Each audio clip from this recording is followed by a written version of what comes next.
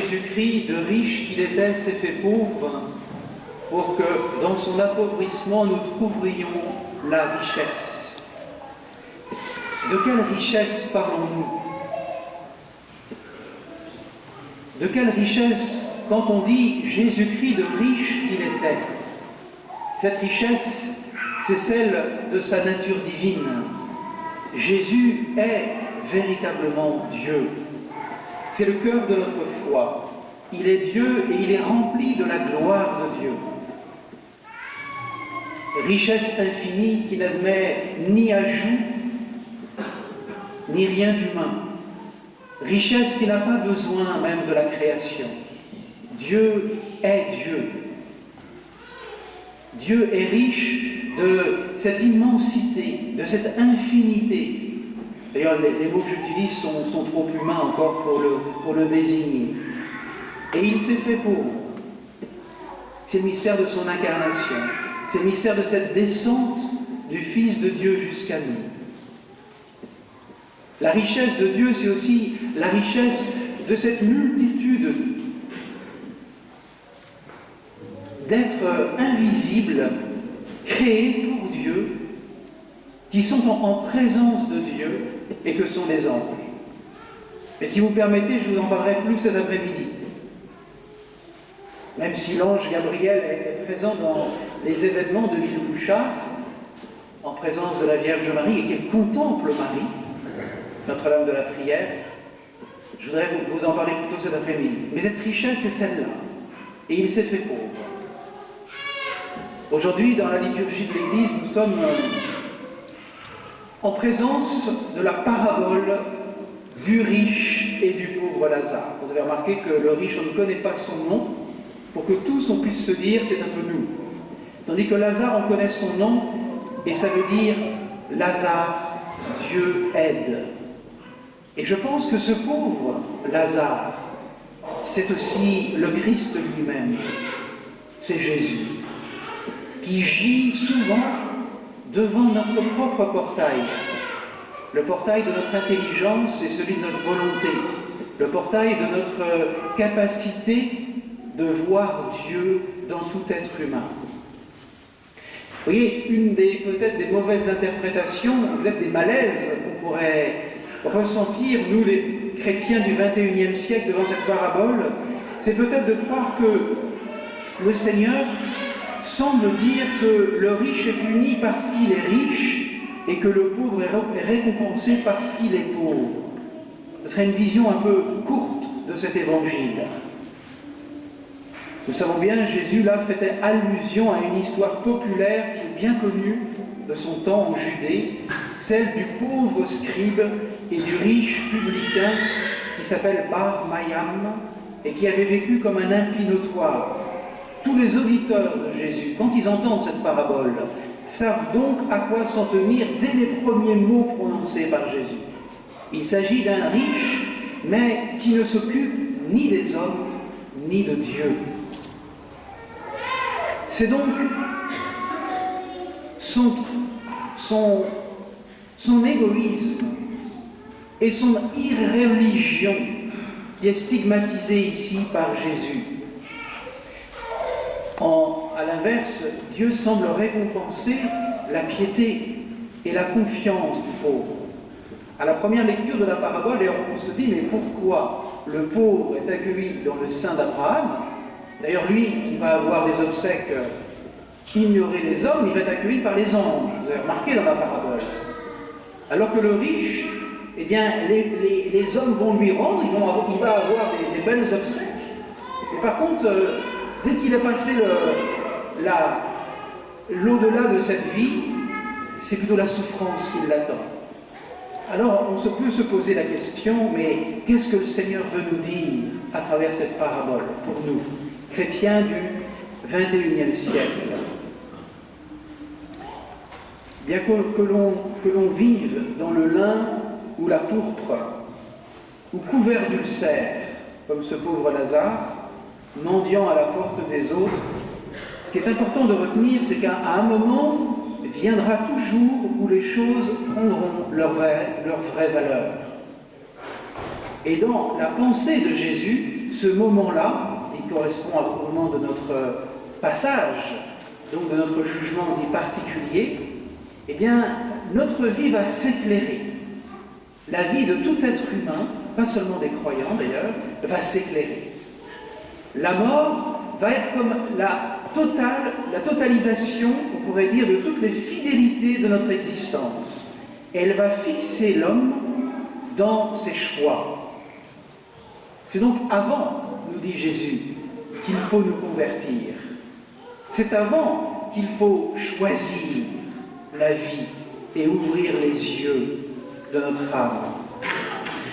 Qu'est-ce que fait le riche? Le riche de la parabole, il est aveuglé. Il s'est aveuglé à longueur de sa vie. On ne dit pas qu'il est méchant, on dit qu'il est indifférent.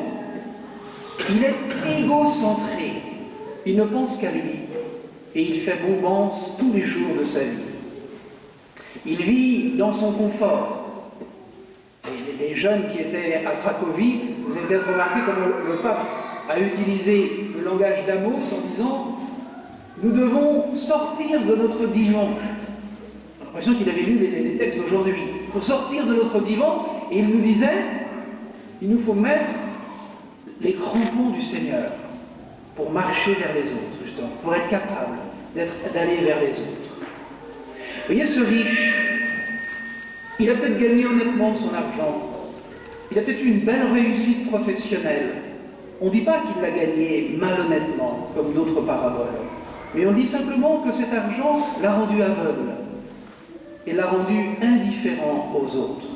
Cela nous interroge beaucoup. Devant moi, il y a les servantes des pauvres. Récemment, on a entendu la canonisation de Mère Teresa. Ça veut dire des personnes humaines qui donnent leur vie pour le service des plus petits et des plus démunis. Et ce n'est pas vrai que pour les consacrés, c'est vrai pour tout chrétien.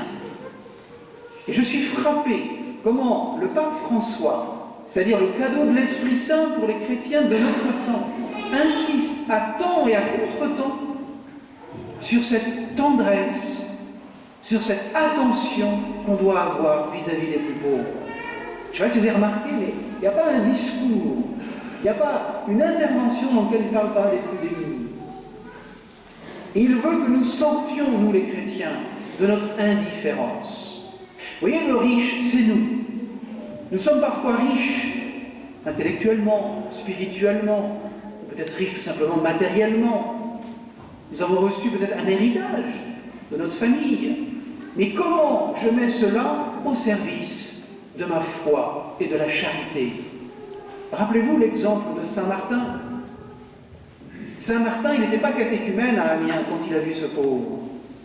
Il aurait pu faire comme les autres, passer devant, mais il s'est arrêté. Et ce pauvre, c'était le Christ.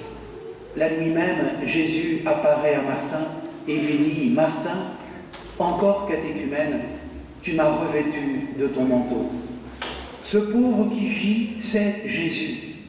C'est lui qui s'est fait pauvre pour que nous puissions le voir, nous puissions prêter attention, l'attention de notre cœur. Vous voyez, ce n'est pas d'abord une catégorie sociologique. Le pauvre, c'est celui qui a besoin de Dieu. Et nous sommes tous des pauvres.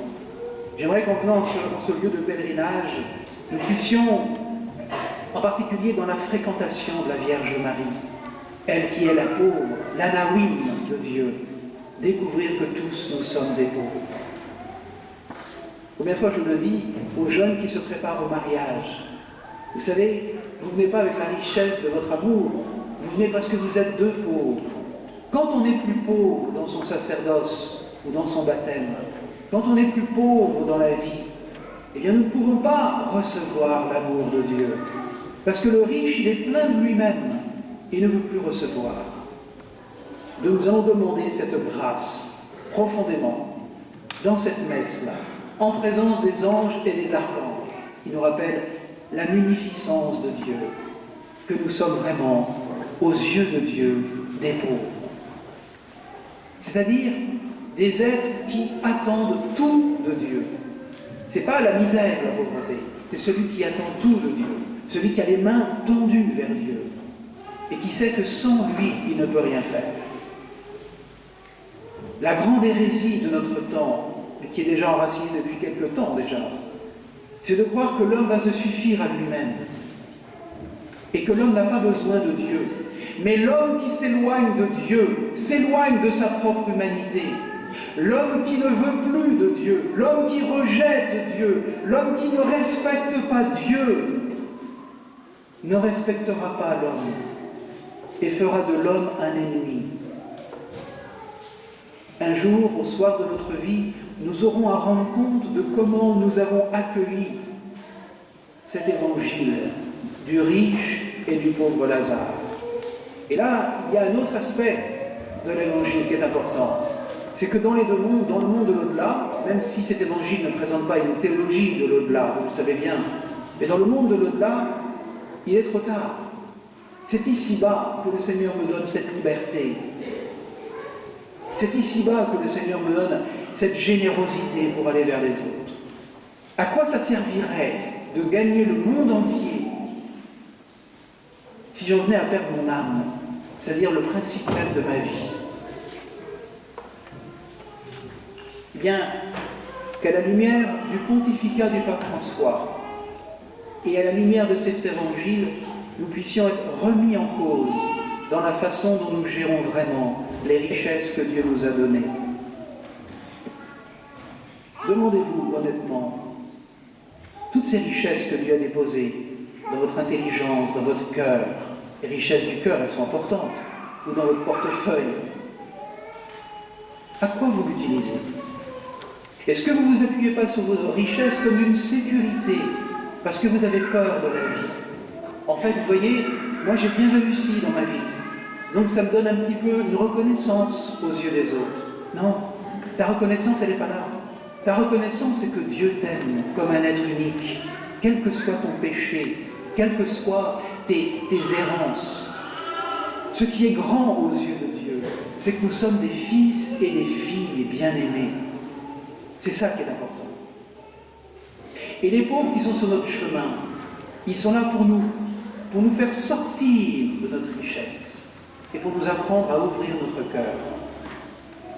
Le temps qui m'est donné, c'est le temps qui est ouvert à la miséricorde de Dieu et à la charité vis-à-vis des plus démunis, des plus pauvres. Vous voyez, cet évangile, on le connaît bien, hein, mais il faut qu'il change quelque chose dans notre vie. Alors vous allez le demander particulièrement à votre ange gardien, qui est chargé par Dieu de vous conduire dans votre vie sur terre. Vous ferez tellement plaisir à votre ange gardien en disant, en sortant de la messe tout à l'heure, en disant, eh bien je vais changer quelque chose. Il vous est confié, cet ange, par la miséricorde, pour vous conduire dans votre vie sur terre en vue de votre éternité bienheureuse. Vous avez entendu la deuxième lecture. Empare-toi de la vie éternelle. Mais comment je fais, Seigneur? Empare-toi de la vie éternelle. Ne réduis pas ta vie à une réussite ici-bas. Si tu mets ta foi dans le Christ pour cette terre seulement, tu es le plus à plaindre des hommes. Le véritable horizon de notre vie, c'est l'éternité. Et l'éternité ne rend pas ma vie insignifiante, contrairement aux philosophes de la mort de la fin du XIXe siècle. Non, la perspective de ma vie éternelle, de mon éternité bienheureuse, fait que je vais relever les manches, je vais m'engager dans l'ici-bas, que je vais aimer tous ceux qui me sont donnés à aimer. Puisons dans le cœur de Marie, puisons dans la présence de notre ange la force véritablement de vivre l'Évangile.